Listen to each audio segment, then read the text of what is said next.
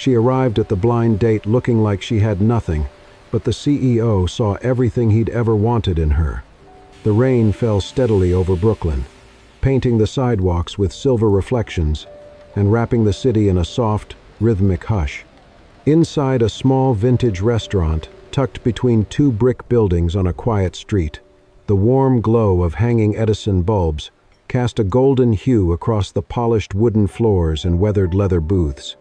Outside the fogged-up windows, umbrellas floated by like slow-moving ships. James Cartwright sat alone at a corner table near the window, his blazer draped neatly over the back of the chair beside him. His wristwatch caught the light as he checked it. Again. He was 31, sharp-featured, impeccably dressed, and carried himself with the kind of controlled poise that only years of business negotiations and heartbreak could teach. A man of precision, of expectations, of disappointment.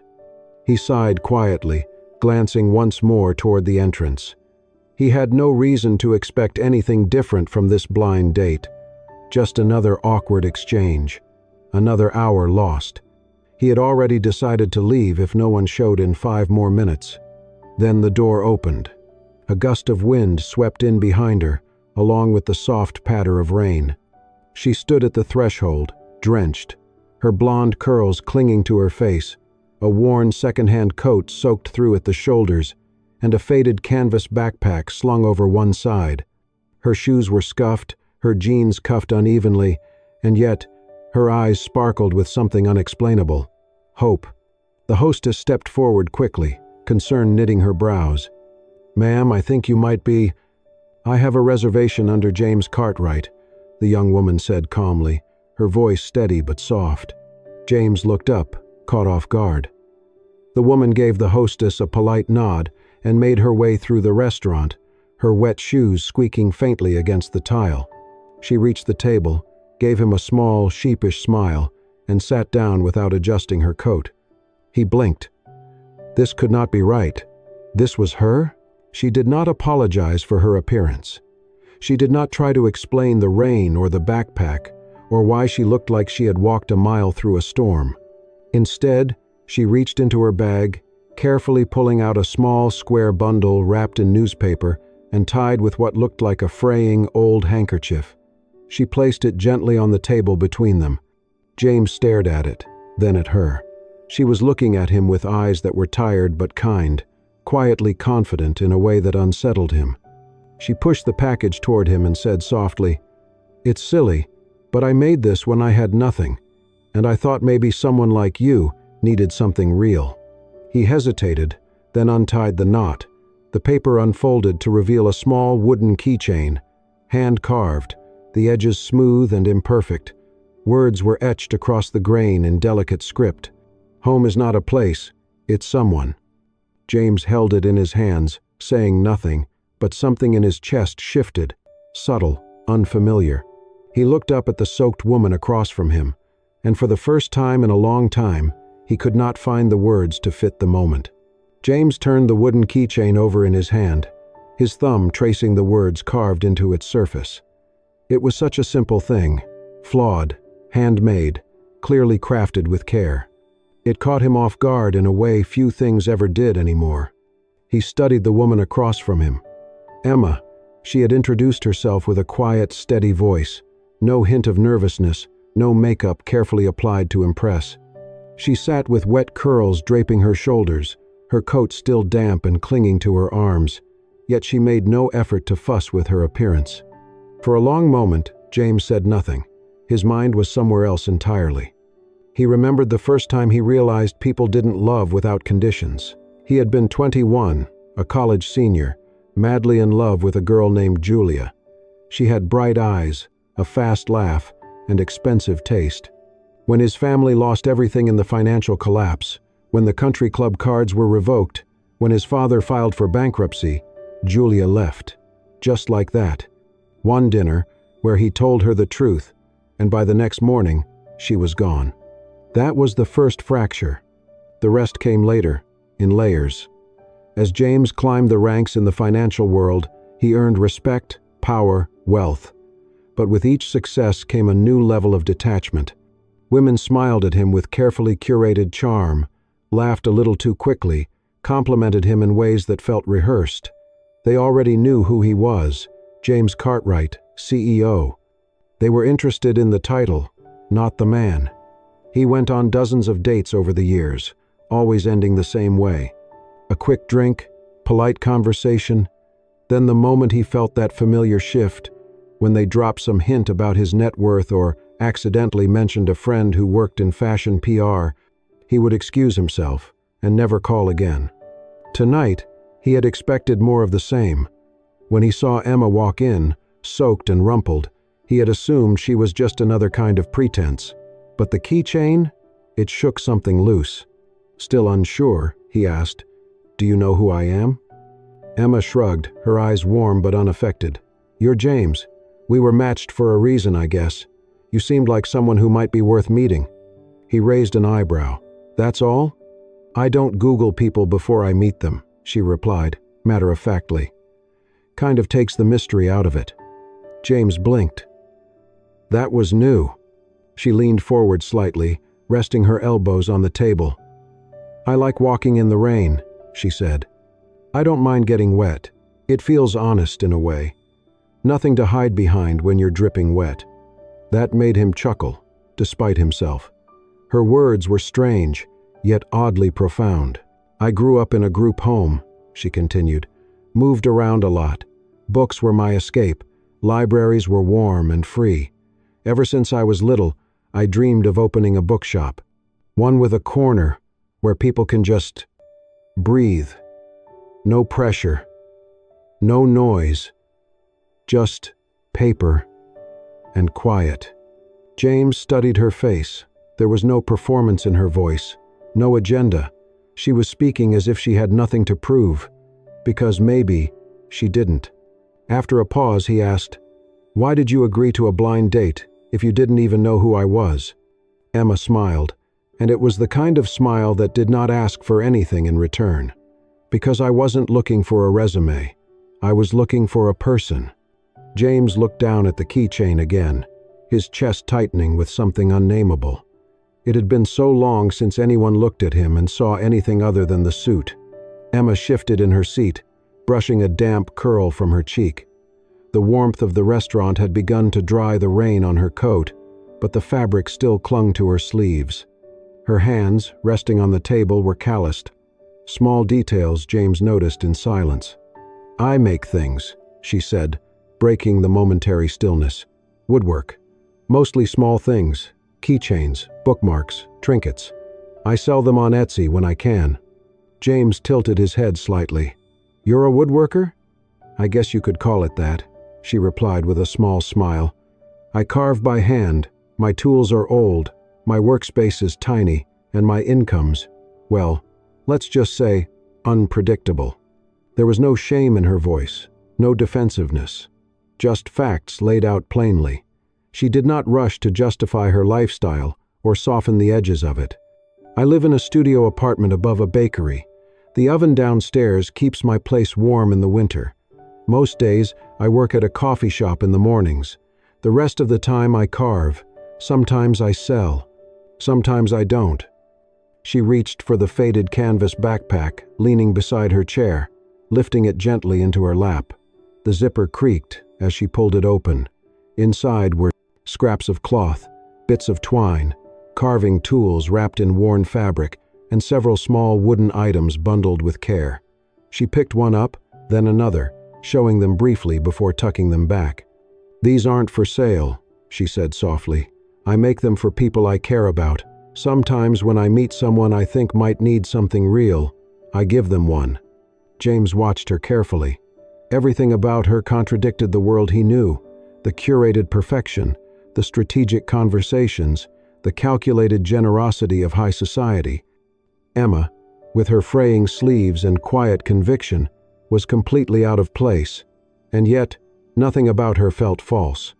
He had met people with less and seen them desperate to prove their worth. Emma did not prove. She simply existed, steady, open. "Why wood?" he asked, genuinely curious. "It's honest," she answered. "If you force it, it cracks. You have to listen to it, work with the grain, not against it. James nodded slowly, feeling that same unease return, the discomfort of realizing he was sitting across from someone who lived entirely differently, and yet seemed more grounded than anyone he knew. Emma looked toward the hallway, then excused herself politely to use the restroom. As she stood, her backpack tipped slightly, and a few items spilled onto the floor. James instinctively reached down to help, catching a small leather-bound notebook that had fallen open. He meant to close it quickly, but one handwritten line on the open page caught his eye. When you have nothing left to give, give what cannot be taken, trust and kindness. James froze. The sentence hit something raw in him. He had spent so long protecting himself from the world, building walls with money, contracts, reputation. And here was this woman, with barely enough to get by, offering pieces of herself to strangers without fear. He gently closed the notebook and placed it back into her bag, his expression unreadable. When Emma returned moments later, James looked at her differently, not with pity nor curiosity, but with a slow, dawning respect. She sat down, unaware of what he had seen, but something between them had shifted, like the faint sound of wood cracking not from pressure, but from being opened. The rain outside had softened into a mist, streaking the window beside them with quiet trails. Inside the vintage restaurant, the evening crowd was thinning, and the warm amber light now felt more intimate than cozy. James stirred the remnants of his coffee, while Emma sat across from him, gently folding and unfolding the edge of the napkin in her lap. She looked thoughtful, as if debating something. Then she spoke, not abruptly, but like opening a door that had long been locked. "I was 5 the day my mother left me," she began, her voice calm but low. "She walked me to the front steps of Street Margaret's children's home and told me we were going on a short trip. I waited for her to come back for hours." James looked up, surprised by the directness of her tone. There was no self-pity in it, just memory. "She left me with a small suitcase and a cloth-wrapped lunch I never ate. The only thing I've kept from that day is the handkerchief she used to tie the food up with."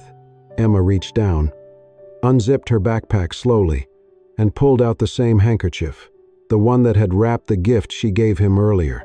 "I've used it ever since," she said, "to wrap things I don't want to lose." James swallowed, uncertain of what to say. The emotion behind her words wasn't loud, it was lived in, etched into her voice like grain in wood. "I moved through a dozen homes before I turned 16, she continued. "Some were kind, most were just places. Places that taught me to be small, not take up space, not expect too much." Emma shifted in her seat, staring briefly at the ceiling like she was watching a memory projected above them. "I remember one winter when I was about 14. I had saved up $62, working odd jobs, cleaning yards, selling little carvings I made in school. It was all I had, and I was proud of it." She smiled faintly. "Then I met a girl sleeping on a bench outside the bus station. She couldn't have been more than 10, shoes full of holes, crying because she was cold and hungry." James watched her closely now, drawn in by the quiet power of her story. "I bought her socks, food, a bus ticket to the nearest shelter. I gave her everything I had, even the scarf I was wearing." She laughed softly. "My foster mother was furious, said it was irresponsible. But later that week, the girl left a note at the shelter for me. It just said, 'Thank you for seeing me.'" Emma paused, then looked James straight in the eye. "I know I look like I have nothing, but I promise you, I've got more heart than I'll ever know what to do with." The weight of her words settled heavily over the table. James did not speak. Instead, his hand drifted toward the small wooden keychain still resting near his coffee cup. He touched it gently, as if afraid it might disappear under too much pressure. The silence between them was no longer awkward. It was reverent. Without a word, James flagged the server, quietly paid the check, and leaned in to whisper something to her. The server nodded. Then he turned back to Emma. "I'd like to walk you home," he said simply. Emma tilted her head, unsure if he meant it out of politeness or something more. But she smiled and nodded, pulling her bag over her shoulder. Outside, the rain had picked up again. The server handed her a brand new umbrella at the door, wrapped neatly in plastic. "There's no name," the server said. "Just said it was from someone who thinks you deserve to stay dry." Emma raised an eyebrow at James, but he only shrugged, pretending not to know a thing. As they stepped into the rain, James held the umbrella high, not over himself, but tilted completely toward Emma, his shoulder and arm quickly. Soaked, but he did not seem to care. She noticed, of course. She always noticed the quiet things. They walked in silence for a few blocks, their steps echoing softly against the wet pavement. As they turned a corner, a frail figure came into view, a hunched elderly woman sitting on the edge of a stoop, soaked to the bone and clutching a plastic bag for warmth. Emma stopped. Without hesitation, she knelt in front of the woman, reaching into her backpack. From it, she pulled another hand-carved keychain, smaller, delicate, with soft, rounded edges, and a single message burned into the wood. "You are not forgotten." She placed it into the woman's trembling hands with a tenderness that made time slow down. James stood behind her, unmoving, as if witnessing something sacred. And in that quiet, rain-soaked moment, watching Emma kneel on a cold sidewalk to give something she could have sold, something she had made with her own hands, James realized this was what he had been searching for all along. Not wealth, not perfection, but a heart that still believed in giving.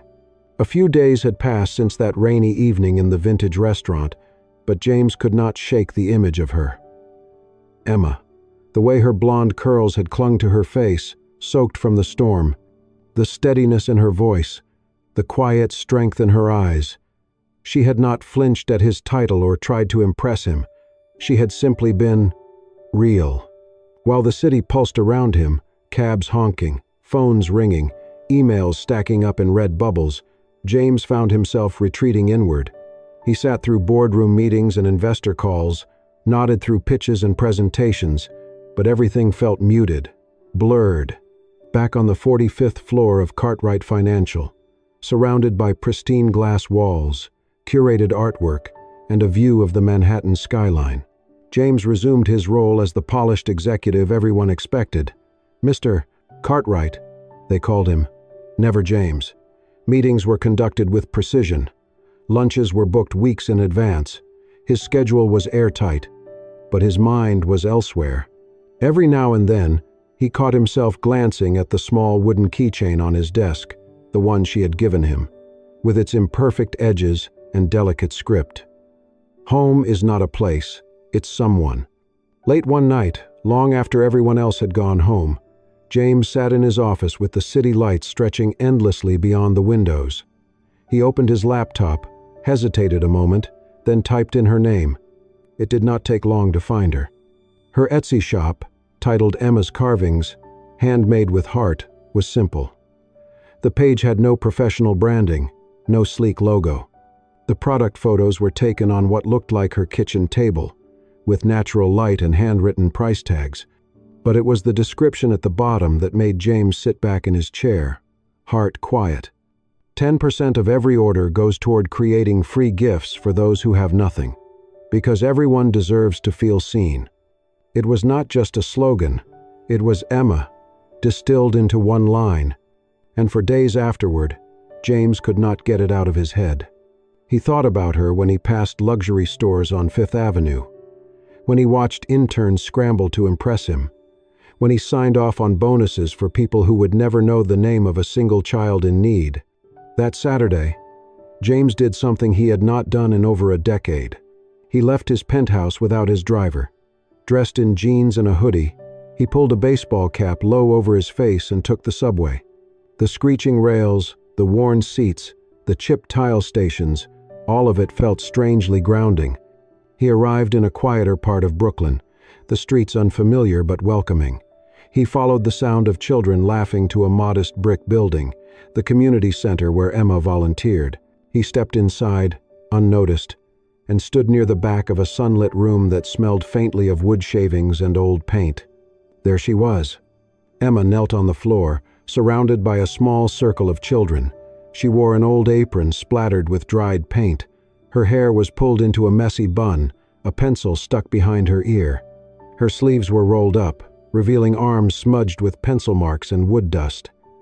She was helping a young boy carefully hold a burning tool over a piece of soft pine, guiding his tiny fingers with patience and care. James watched in silence. There was no performance in her.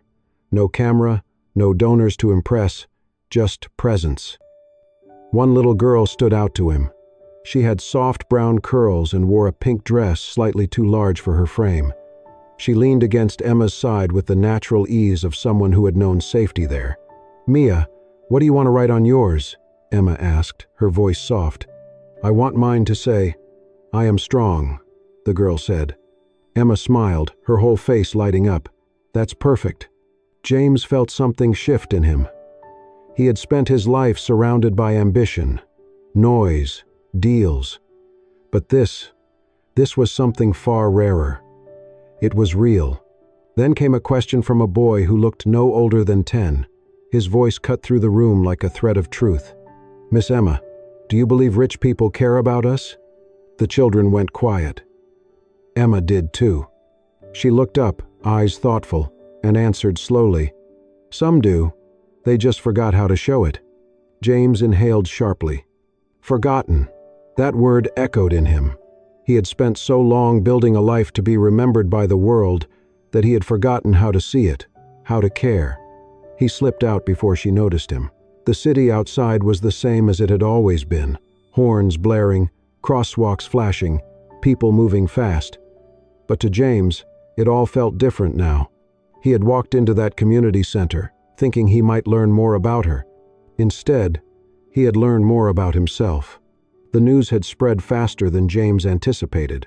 Photos of him standing beside Emma outside the community center, his expensive coat soaked through from rain, had gone viral. Headlines followed, some praising him for stepping away from corporate sterility to embrace humanity, others condemning the stunt as reckless, a distraction, a CEO abandoning responsibility. Then came the consequences. Within days, Cartwright Financial lost a major investor, a tech conglomerate that had been in talks for months. The board panicked. Emergency meetings were called. PR teams scrambled. And before James could say a word in defense, he was called into a closed-door session and handed a letter of suspension. Indefinite leave of absence, pending internal review. Just like that, the title was gone. James packed a single overnight bag and returned to an apartment he had not seen in years, a modest walk-up near the university, a place he had bought when he still believed success meant something other than power. The walls were bare, the mattress firm, the fridge empty, but the silence felt honest. He shut off his phone, let the emails pile up, let the headlines swirl. For once, he had nothing to manage, except himself. Days passed in stillness until a quiet knock came at the door one evening. When he opened it, there she stood, Emma. She held no umbrella, no speech prepared, just a small paper bag of groceries and a quiet smile. "I figured you forgot to eat," she said simply. He let her in. They sat at the old table near the window as twilight filled the room. For a long while neither spoke. Then, with no warning, the weight of it all cracked open in him. James lowered his head into his hands and cried. Not loudly, not dramatically, but like a man who had held himself together for far too long. Emma did not rush to comfort him. She let him feel it. Then she reached across the table and took his hand. "You gave up the world for me," she said gently. "Let me give it back to you, in a way that matters more." Weeks later, the community center's doors opened again, but this time with new life. James and Emma stood side by side beneath a freshly painted sign. The Carved Hope Project. A place to build something real. Emma taught the children and the elderly how to carve kind messages into small pieces of wood. Keychains, tokens, bookmarks, each one gifted to someone who needed to feel seen. James taught simple budgeting, job prep, and how to open a bank account. He coached people who had never been spoken to, like equals. One afternoon, a volunteer captured a quiet moment on video. James, sitting cross-legged beside an elderly man in a wool cap, slowly sanding a wooden keychain while Emma, just behind them, carved the words "You Matter" into another. The video went viral. But this time, the narrative changed. Former CEO trades boardroom for community center, the headline read. And for once, James did not care what they called him. He had never felt more like himself.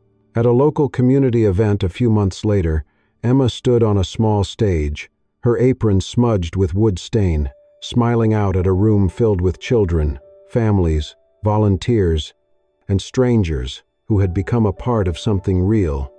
During the Q&A, a young woman in the back raised her hand. "Miss Emma," she asked, "how do you know someone truly loves you?" Emma glanced toward James, who was standing by the back door, arms folded, watching her the way someone watches the only thing that ever made sense. She smiled and said into the mic, "When he's willing to lose everything the world calls important, just to keep the one thing that really is."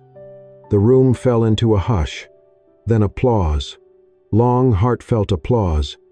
James crossed the room, stepped onto the stage, and took her hand. In that moment, he did not feel like a fallen CEO or a man rebuilding. He felt found. He felt home. It was a golden afternoon in early fall, the kind Brooklyn reserved for its quietest joys.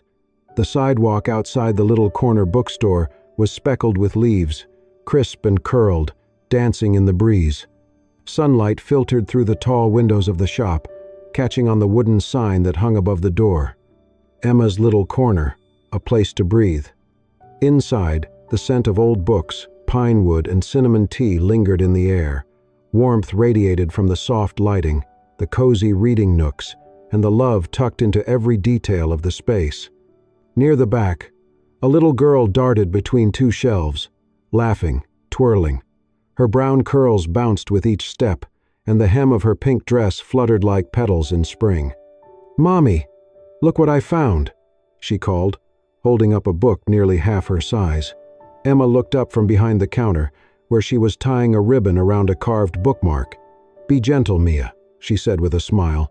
"That one's older than both of us combined." The girl giggled and tiptoed away, hugging the book to her chest. Mia had once been the quiet child in a crowded community center, shy, uncertain, often overlooked. But now, at 5 years old, she had found her voice, her home, and her family. She was no longer just a name on a case file.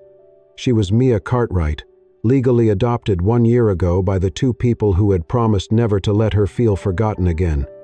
At the front of the shop, James was arranging a small table display, budget planners, simple financial workbooks, and tiny wooden tokens that read, "You can start again."